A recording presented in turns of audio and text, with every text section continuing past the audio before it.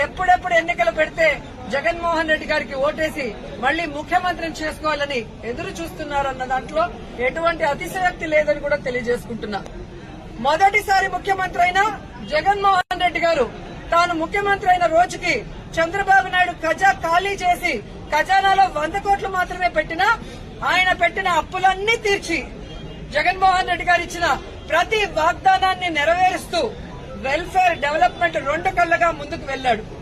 జగనన్న దిగిపోయే రోజుకి 7,000 కోట్ల రూపాయలని ఖజానాలో పెడితే సిగ్గులేని కూటమి ప్రభుత్వ నాయకులు ఈ రోజు ఖజానా ఖాళీగా ఉంది, ఖజానాలో ఏమీ లేదు, ఏం చేయాలో అర్థం కాలేదు అని చెప్పి ఏ విధంగా మొసలి కన్నీళ్లు కారుస్తున్నారో మీ అందరూ చూస్తున్నారు.